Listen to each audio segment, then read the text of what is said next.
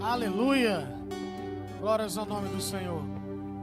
Convido você já comigo a abrir a palavra de Deus. As crianças até 8 anos, até 7 anos, vão para a salinha com a tia Cida, tá ok? Então, crianças de até 7 anos vão participar da salinha, tá ok? Tia Cida vai estar conduzindo as nossas crianças até a nossa aprendizado lá na escolinha, tá ok? E eu já quero trazer uma palavra ao seu coração, remindo o tempo. Eu gostaria de compartilhar com você uma palavra nessa noite em Atos capítulo 12, versos de número 1 ao número 11. Atos capítulo 12, versos de número 1 ao número 11. Você que está comigo aí na internet, nos acompanha, a galera aqui presencial, é uma alegria estarmos sempre na casa do Senhor. Fique de pé em reverência à palavra do Senhor, por gentileza. Atos dos Apóstolos, capítulo 12, versos de número 1 ao número 11. Quem tiver encontrado, pode dizer um amém bem bonito.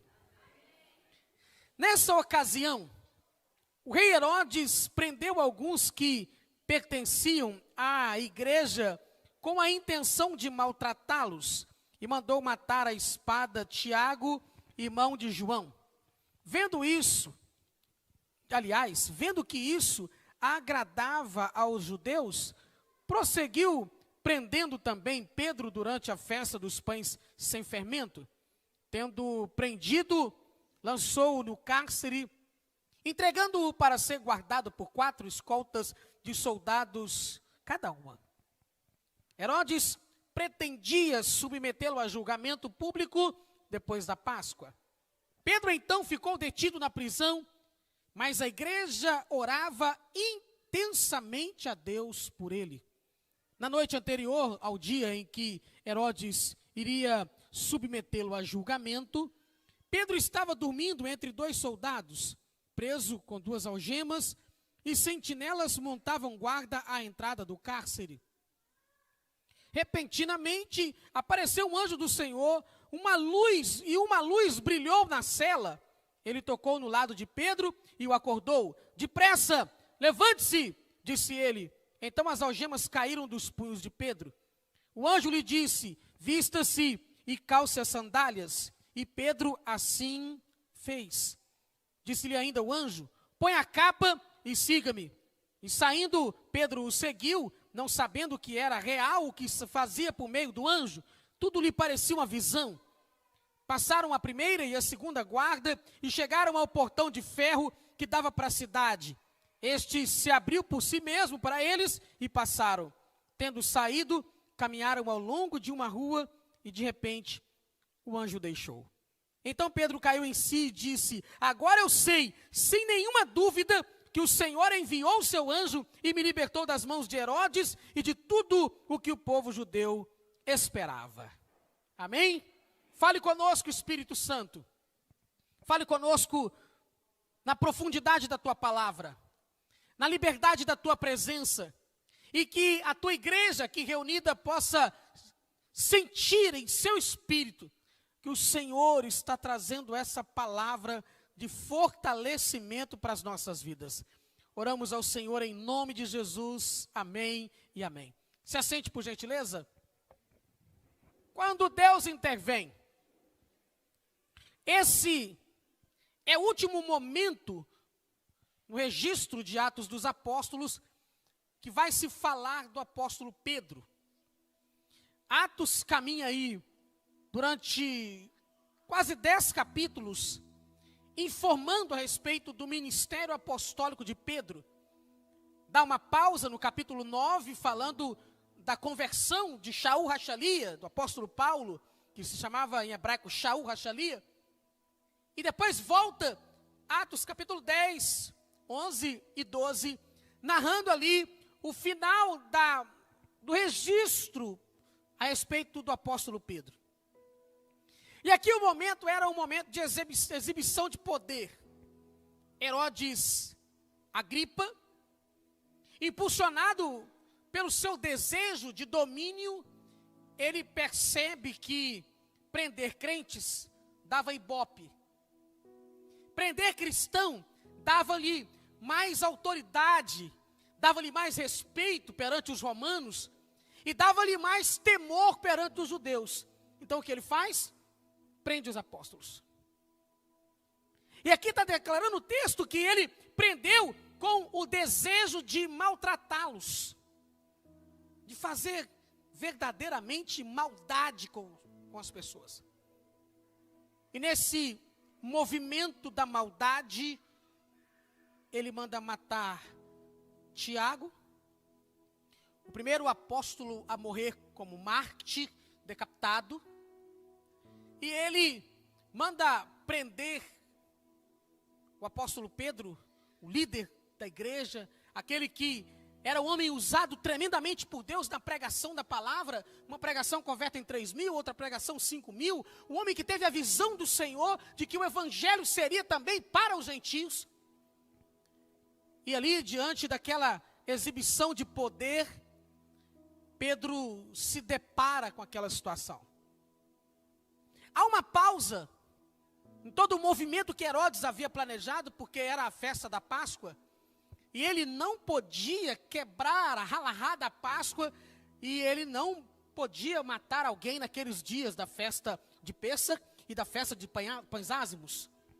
Ele segura Pedro no cárcere, coloca 4 soldados profissionais na fortaleza chamada Fortaleza Antônia, dentro do templo construído por Herodes, seu avô.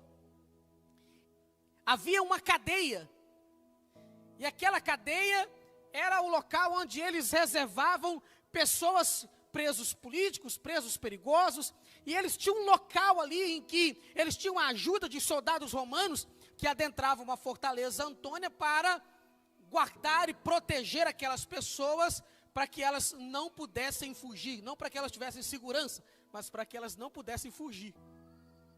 E Pedro ali, com mãos e pés acorrentados, é guardado, aguardando 7 dias da festa de Pães Ázimos, para que ele pudesse também ser decapitado. Essa é a história. E chega uma situação em que era necessária uma absoluta intervenção de Deus, para que a história do apóstolo Pedro não encerrasse ali, naquele acontecimento. E aí vem a palavra que o Senhor trouxe ao meu coração, para o seu coração aqui nessa noite. Quando Deus intervém. Tem momentos na nossa jornada em que necessitamos urgentemente de uma ação direta de Deus na nossa jornada. E eu quero trazer para você hoje 3 pensamentos desse texto e 4 verdades espirituais para que você entenda sobre essa intervenção divina, sobre essa artimanha maligna e sobre todo o projeto de Deus para a nossa jornada. Quem está comigo aqui? Amém? Então 3 pensamentos para nós. Primeiro é que em alguns momentos da vida, o inimigo se levanta com a tentativa de nos calar e de nos fazer parar. Vamos à igreja? 1, 2, 3, bem forte.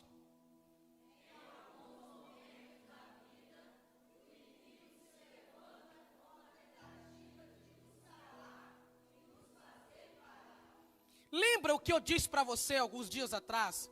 E declarei também no estudo de quarta-feira na igreja de Tiatira, quando uma das estratégias do inimigo é justamente o trabalho de querer calar a voz profética da igreja. Esse era um momento profético importantíssimo para a história da igreja, o início da dispensação da graça, o início do evangelho do Senhor Jesus sendo pregado aos 4 cantos da terra. Uma perseguição havia sido instaurada, mas nunca se houve tanta conversão como nessa época. E a estratégia de Herodes e, consequentemente, a estratégia do inimigo era calar, era matar, era abafar, era eliminar a voz profética naquela geração. Porque uma vez ele detonando com os líderes, ele matando toda aquela geração de homens usados por Deus, o evangelho enfraqueceria. As pessoas ficariam com medo de se tornarem cristãos. E com o passar do tempo, o evangelho iria definhando, iria morrendo, até chegar à sua extinção. Esse era o projeto. Deus, ele tem uma vontade soberana, absoluta para a igreja. E Deus, ele também tem uma vontade peculiar, pessoal, para cada um de nós. Ele tem um projeto pessoal para mim, ele tem um projeto pessoal para a irmã Nilceia, ele tem um projeto pessoal para o irmão Nelcino, ele tem um projeto para a vida de cada um de nós. E dentre esse projeto de Deus, o diabo, tem muita gente que acha que ele é burro, ignorante, da questão de falta de conhecimento, quando na verdade é o contrário, o inimigo é astuto, inteligente, ele é o rei de um reino, e ele com a sua artimanha, com a sua peripécia, ele quer armar uma maneira de que nós sejamos impedidos de vivermos o projeto de Deus. E ele usa de estratégias como nesse texto. Ele se levanta com o propósito de nos causar dor, sofrimento, ruína, vergonha, desânimo e a vontade de parar. Há tantas pessoas que estão nos nossos dias querendo deixar o evangelho diante de artimanhas do inimigo, abandonar a palavra, abandonar o evangelho, abandonar a igreja. E nós precisamos ter discernimento espiritual. Entender o que está nos acontecendo para que não sejamos aprisionados por falta de consciência. O texto é claro, Herodes quis prendê-lo com um propósito único. Ei, Herodes já havia preso Pedro 2 outras vezes. O Senhor já havia liberado ele da cadeia, operado uma libertação por 2 outras vezes. E agora era a 3ª vez, em pouco tempo, que Pedro estava preso. O diabo tentava insistentemente fazê-lo parar. Mas preste atenção no que Deus quer falar conosco nesta noite. Eu creio que as artimanhas do inimigo, quando nós tomamos entendimento do que Deus quer fazer e da capacidade do inimigo, as artimanhas dele não serão capazes de nos parar. Amém ou não? Não vai ser capaz, a gente precisa estar ligado, atento, com o nosso Wi-Fi espiritual ativo. Busque discernimento para você entender esse tempo da sua vida. Segundo pensamento. Diante de momentos de tensão, é necessário, irmãos, desfrutar de paz de Jesus e da convicção dos planos de Deus para a nossa jornada. Vamos à igreja? 1, 2, 3.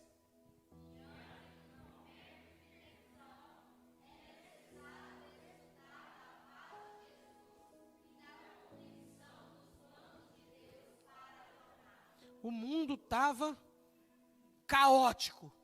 A situação terrível. Pedro, trancafiado numa cadeia com 2 soldados vigiando-o dentro da cela e 2 soldados vigiando-o fora da cela. E o texto diz que Pedro dormia. Usando a linguagem do tempo presente, seria assim: Pedro estava de boa, dormindo. Imagina a cena, 2 soldados vigiando Pedro ali, guardas do pretório, soldados profissionais da guerra, vigiando o apóstolo Pedro, 2 algemas nas mãos, nos pés, acorrentado num tronco, e ele sentado no chão, procurando uma maneira de se ajeitar com aquelas correntes para dormir. Imagina a mente dos soldados.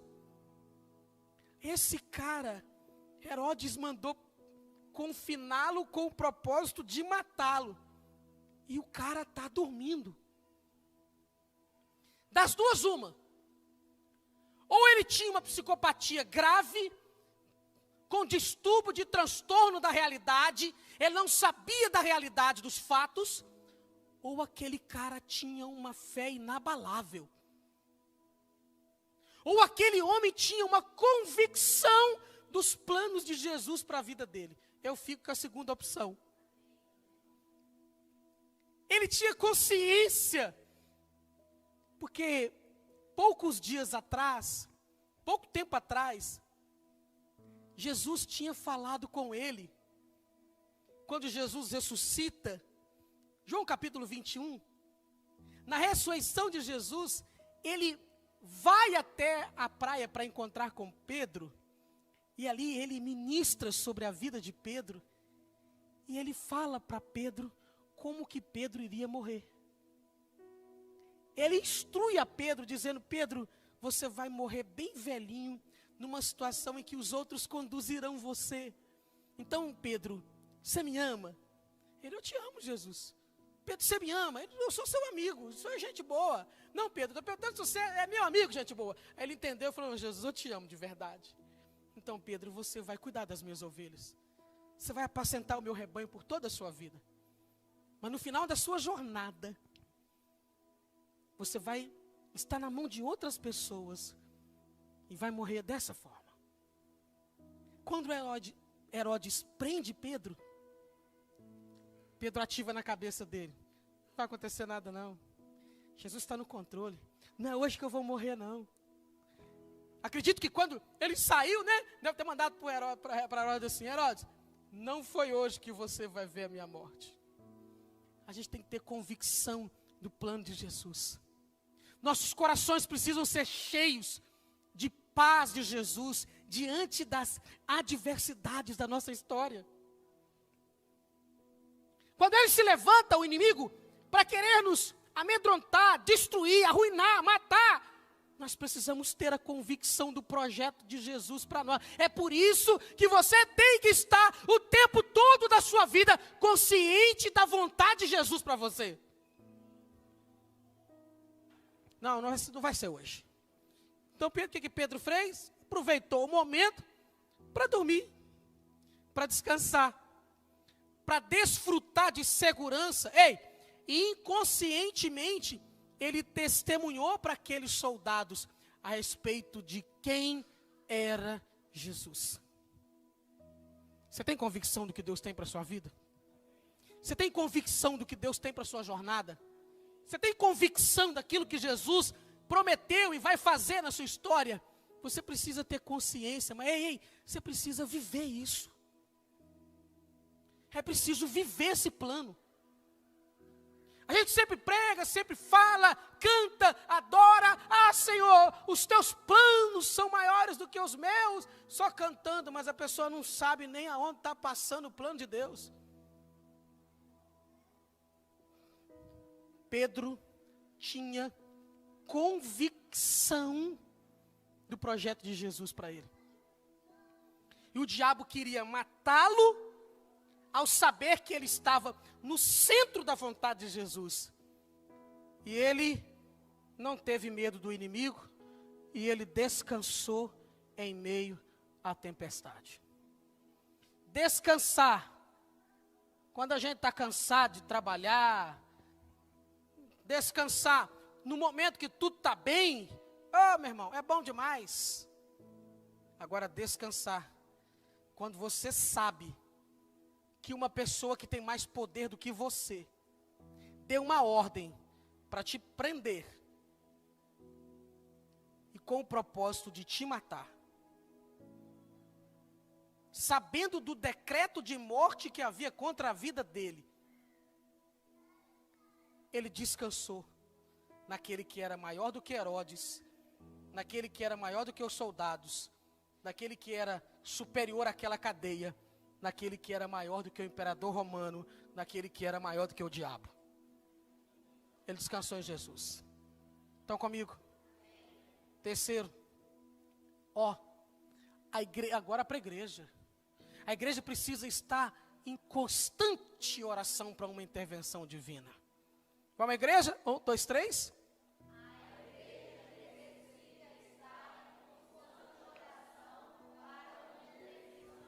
Entenda, Pedro não estava desguarnecido. Ele tinha uma equipe orando por ele. Ele tinha uma galera da igreja que estava pagando um preço de oração pela vida dele.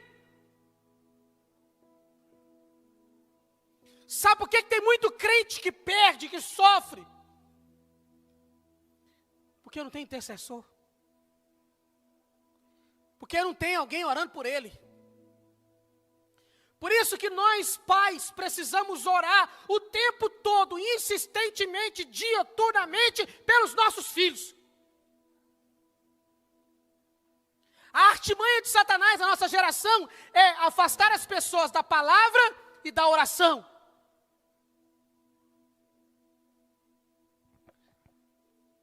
Duas palavras hebraicas que eu quero falar para você aqui, dentro desse contexto. Primeiro, eu sempre falo essa palavra. A igreja precisa viver uma atitude chamada techuvá, retorno. Jesus usa a palavra conversão.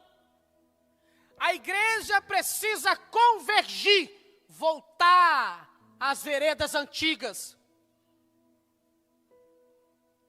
E outra coisa que a igreja precisa, uma atitude hebraica chamada kavaná. Kavaná significa dar, entregar, oferecer o seu melhor.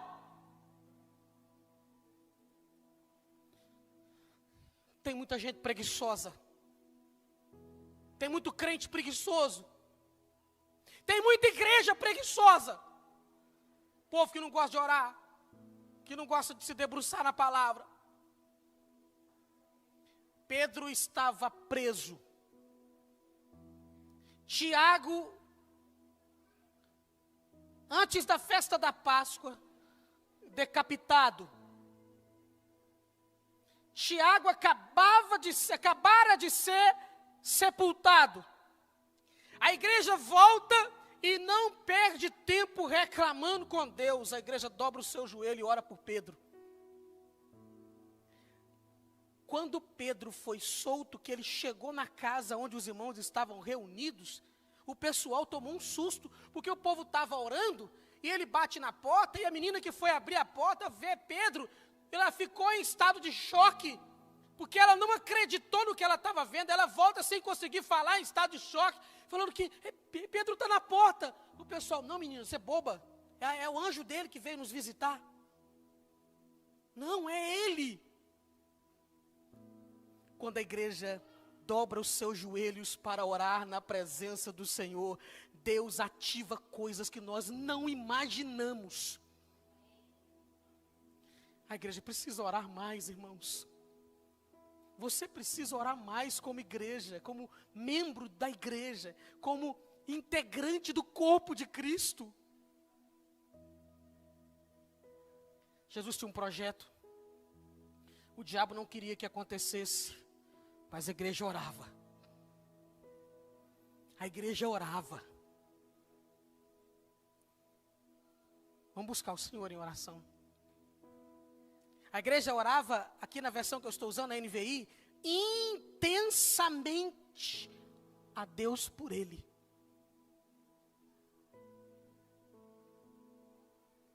Sobre a vida de quem você precisa orar intensamente? Qual é o nome? Qual é a pessoa que você precisa passar a orar a partir de hoje intensamente por essa pessoa? Comece a apresentar esse nome para o Senhor. Comece a interceder por essa pessoa. Comece a declarar sobre a vida dessa pessoa que você, diante do reino de Deus, você não abre mão da conversão dessa pessoa, da mudança dessa pessoa, da transformação de vida dessa pessoa. Ore. Verdades para nós, amém até aqui? Verdades para a gente entender esse texto, para nós entendermos essa palavra. Primeiro, Deus nunca chega atrasado. Entenda isso. 1, 2, 3.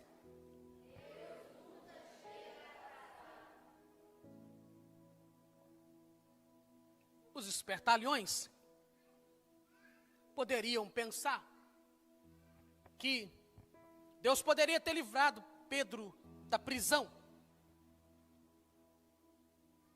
Se Deus tivesse no controle, não haveria necessidade de Pedro estar aprisionado. Ei, entenda o que eu vou te falar aqui, você que está comigo na internet. Entenda essa palavra. Deus não deve satisfação a nenhum de nós. Deus ele não tem a obrigação de falar para nós as questões. Mas você precisa entender que quando você vive pela fé, quando você está consciente do projeto de Deus para a sua jornada, Ele nunca chega atrasado. Ele sempre está na hora certa, no momento certo. Existem 3 palavras para tempo no grego. Primeiro, cronos. Agora são 20 horas em ponto. O relógio da igreja está atrasado 3 minutos. 20 horas em ponto agora. Isso aqui é cronos. Essa realidade que nós não conseguimos de forma alguma mudá-la. Eu preciso obedecer tempo, estações, ciclos. Chega um momento da vida que a gente gostaria de voltar um pouco na idade, mas não tem como. É só para frente. Existe a segunda palavra grega para tempo, que é a palavra kairos. Eternidade. Tempo de Deus. Tempo eterno. Não existe calendário, relógio, data. É a eternidade. A operação da eternidade é diferente para nós, e é por isso que Pedro fala que para o Senhor 1000 anos são como se fosse o dia que passou. Vou falar um mineirês aqui, bem top agora. É como o dia que passou Antonte. Para Deus. Ele não está limitado a calendário. Existe uma terceira palavra grega para tempo, que é a palavra aion, que significa plenitude do tempo. Jesus ele não nasceu nem antes e nem depois do tempo. Ele nasceu na plenitude do tempo. Deus ele não veio nem antes e nem depois do tempo para Pedro. Ele veio na hora exata. Ele veio no tempo certo, no momento exato. Pedro descansou, confiou, ficou tranquilo. O Senhor entrou com providência. Ele nunca vai chegar atrasado na sua vida.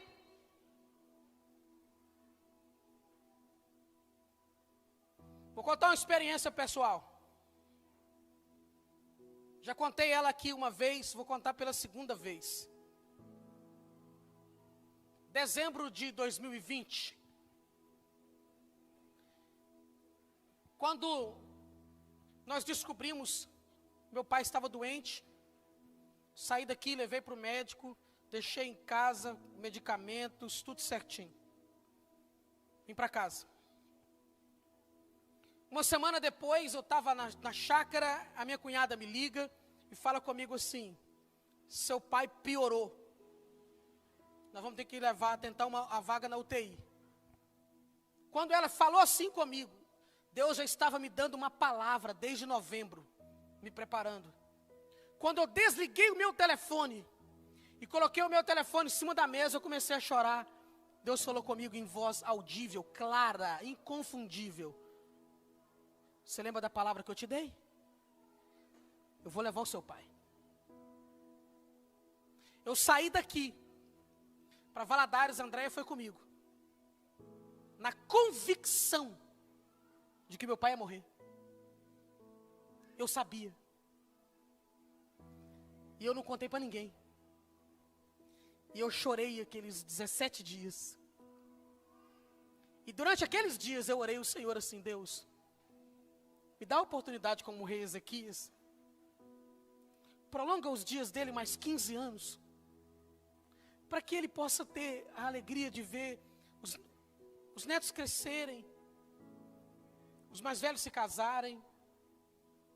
Para que ele possa ver a Igreja Batista da Paz bem, para que ele possa desfrutar um pouco. Sabe o que Deus falou comigo? Não é no seu tempo, é no meu tempo. Não é na hora que você quer, é na minha hora. Eu entendi a vontade de Deus. Parecia uma derrota, mas a morte para o crente não é uma derrota. Então eu entendi que Deus, ele nunca chega atrasado. Seja qual assunto for, ele não chega atrasado. Parece contraditório eu te falar sobre isso, falando que Pedro foi liberto da morte. Mas eu quero que você entenda que quando nós estamos diante do tempo de Deus, alinhando o nosso calendário, a vontade de Deus, a gente não vive nem Cronos e nem Kairos, a gente vive Aion, vontade, plenitude, tempo de Deus, no momento certo. É no momento exato, não é antes e nem depois, não é amanhã e nem ontem, é hoje. E repentina parece que é de repente, mas é porque Deus deu a ordem, é instantâneo.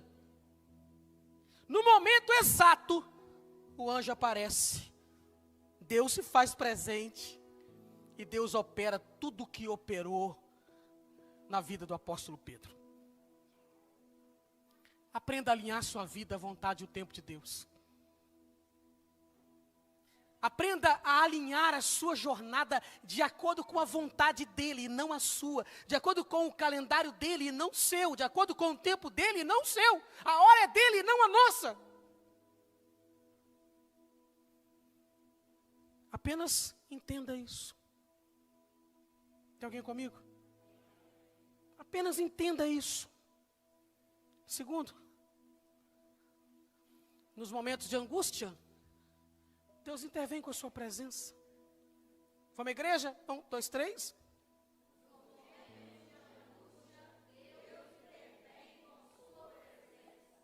O que Deus fez?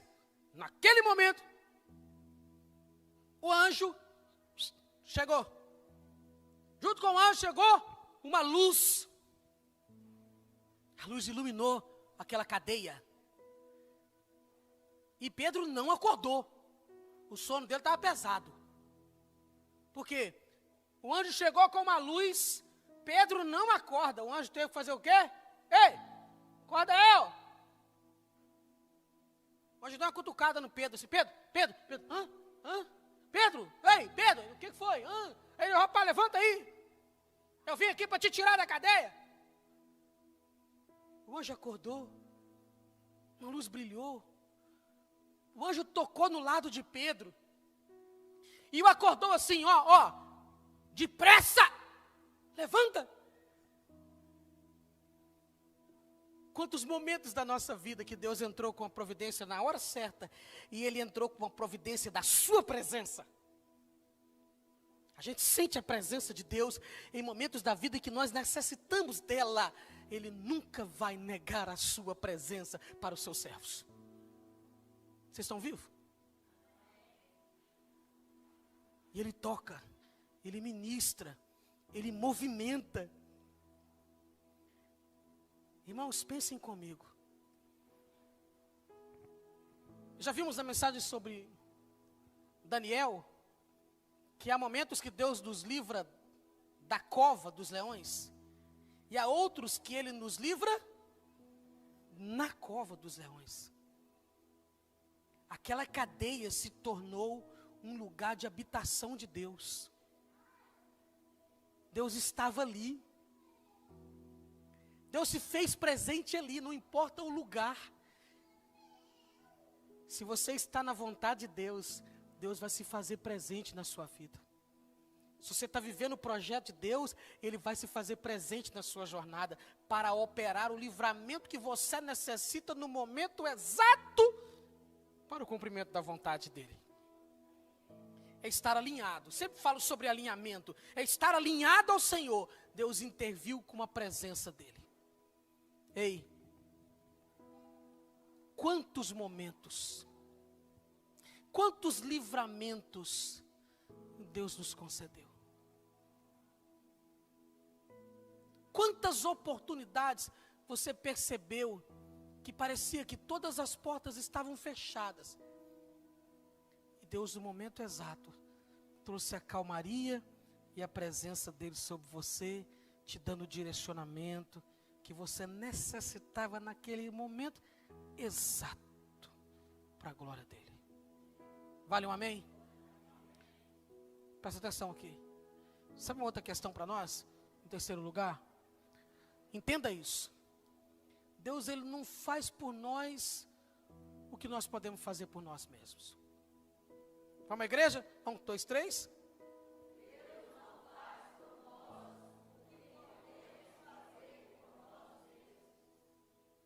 De repente, parece um anjo do Senhor, uma luz brilhou na cela, ele tocou no lado de Pedro e o acordou. Depressa, levante-se, disse ele. Então as algemas caíram dos punhos de Pedro. O anjo lhe disse, vista-se e calce as sandálias. E Pedro assim fez, e disse-lhe ainda o anjo, põe a capa e siga-me. Tem coisas que só Deus pode fazer. Agora há outras questões que ele não move uma palha, porque é a nossa responsabilidade.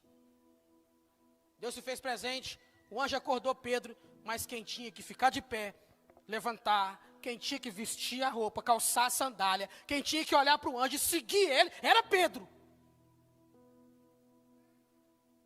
Atitude, eu vejo aqui alegoricamente, atitudes para nós. Primeiro, Pedro, vista-se. O apóstolo Paulo fala que nós precisamos estar preparados para que Deus não nos ache nus, despreparados. A nudez é sinal de falta de preparo, espiritualmente falando. É por isso que Deus nos cobre com o seu manto de justiça. Ele estava falando assim, vamos, prepare-se. A gente tem que estar sempre preparado para o que Deus vai fazer para a gente, irmão. Estão comigo? Tem que estar sempre preparado, sempre pronto. Eu aprendi isso quando eu era militar. O superior chamava o meu nome, a única coisa que eu tinha que responder para ele era assim, pronto. O que o anjo estava ensinando para Pedro? Pedro, nunca esteja despreparado. Sempre esteja pronto, porque a hora que o Senhor te chamar, você tem que estar preparado. Isso é coisa que nós temos que fazer. Ele falou aqui, depressa, levante-se, vista-se, calce as sandálias. Estar calçado é tão importante quanto estar vestido. Só em momento de oração, de intensa presença do Senhor e quebrantamento em oração, que o Senhor fala assim, tira as sandálias dos teus pés. Mas em momento de luta, em momento de batalha, em momento que nós precisamos estar ali preparados, o que o apóstolo Paulo em Efésios 6 fala? Calcem os pés de vocês com os sapatos do Evangelho. Felizes são os pés dos que anunciam coisas boas. A gente tem que estar sempre calçado, porque você não sabe qual é o tipo de terreno que você vai pisar. Sempre calçado, porque você não sabe a distância que você vai percorrer.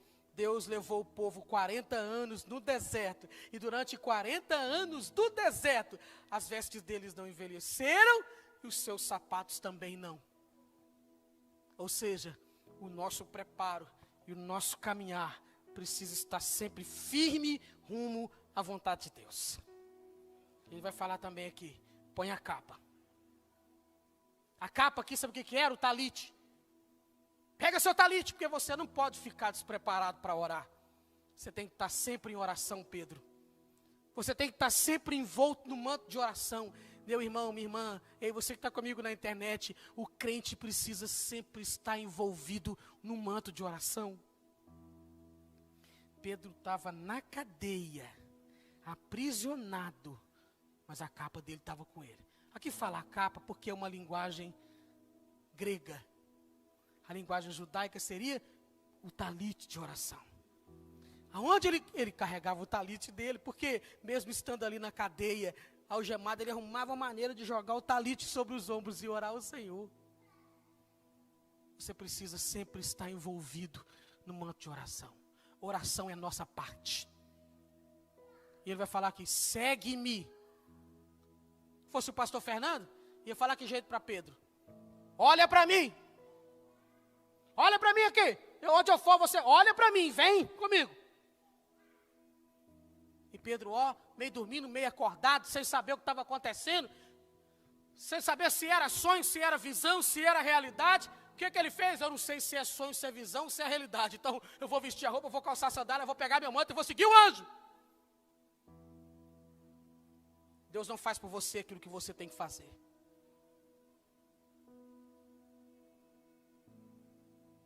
Vou passar no vestibular. Tem que estudar. Você pode fazer 45 dias de jejum para passar no vestibular. Se não estudar, não passa. Quer tirar carteira de motorista? Não foi numa aula. O Senhor vai estar comigo.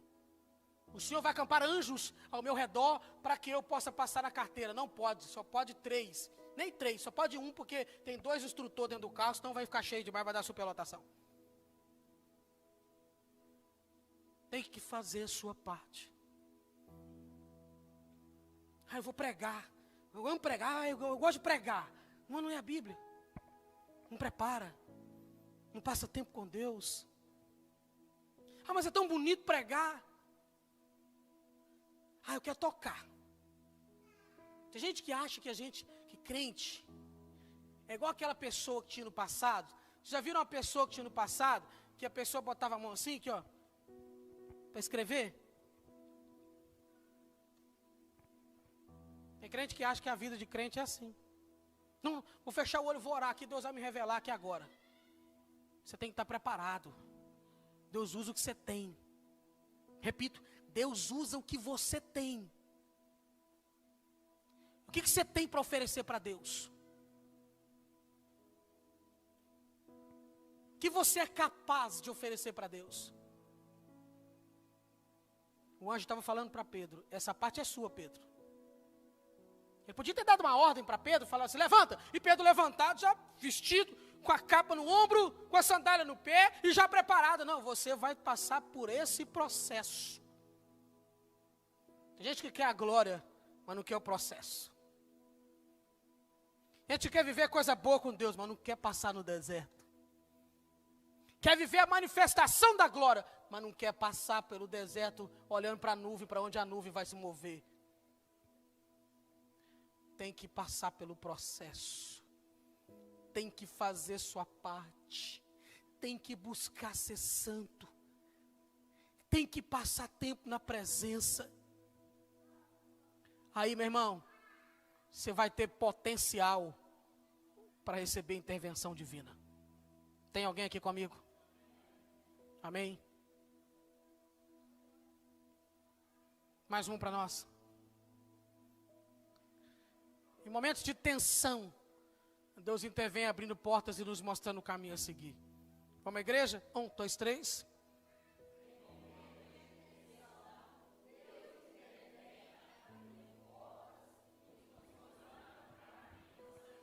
O que é que o anjo fez? Olha para o texto. O anjo disse, vista-se, calça sandálias. Pedro fez e disse ainda o anjo, põe a capa e me segue. Saindo Pedro o seguiu, não sabendo o que era real, o que se fazia por meio do anjo. Tudo lhe parecia uma visão. Passando a primeira e a segunda guarda, chegaram ao portão de ferro que dava para a cidade. Este se abriu por si mesmo, e para eles, e passaram. Tendo saído, caminharam ao longo de uma rua, e de repente, um anjo deixou.